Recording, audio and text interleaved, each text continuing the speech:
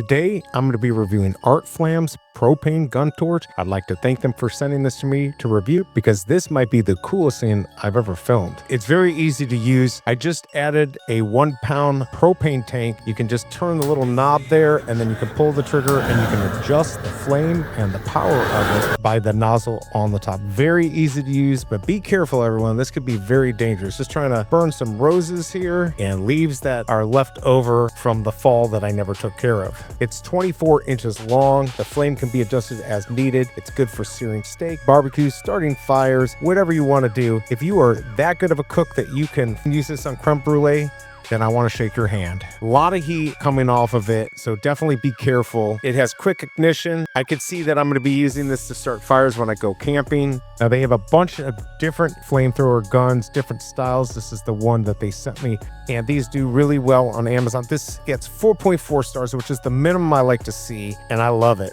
450 reviews and 100 plus of these were bought last month. This was definitely fun. If you're looking for something kind of cool, something kind of fun to have, camping or at home to take care of stuff, this is the way to go. I hope this review helps, and I'll see you next time.